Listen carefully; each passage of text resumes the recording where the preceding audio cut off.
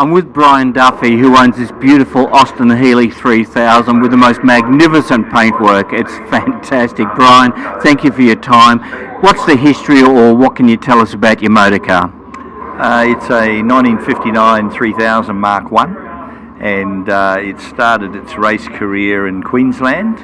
Robert Foster was the man who owned it originally, and he converted it to a race car, and then he sold it to Robbie Rowland from the Healey factory in Melbourne, and Rob campaigned it for quite a few years very successfully.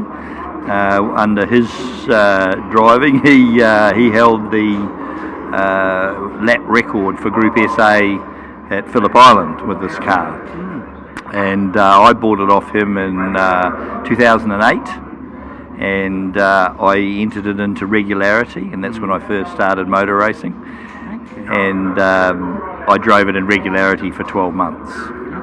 So you're new to motor racing, you've got your Healey. What brought you into the historic cars? Why is it so good to be in historic car racing? Well, it's a bit of an extreme really, because I started with a 78 930 turbo Porsche just because I loved them, and I bought one and it had been prepared for the track, but it was road registered.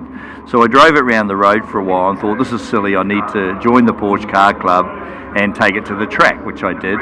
And I did sprints with the Porsche Car Club. I had a lot of fun, and then I decided after a while I got bored with that and I wanted to go wheel-to-wheel racing. Okay. So there's another example of why historic racing is so popular. It doesn't matter what age you are, even your finances, it doesn't really matter. It's about the enjoyment, and I've said it before and I'll probably say it again, but the more I interview people, the more I find that historic racing is really, it's like a family. Everyone's there together, everyone has the same goals and the same fun. Would that be correct? Oh, absolutely. I mean, the social aspect of Group S is as much fun as the racing. I think one of the things that, you know, we're at an age where we can afford a car that we couldn't afford it when we were younger, and so on that basis there isn't an affinity. In the old days they would drive their cars to the track, empty the boot, take the spare and tools out, race them, put it all back and go home.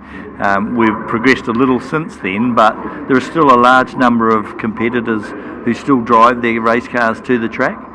So you know, and it's here for fun. I mean, that's the whole.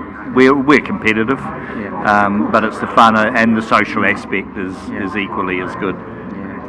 Yeah. So there you have it. Now, Brian also owns the Sebring Healey, which we'll be bringing to you later in this series of Stable of Speed.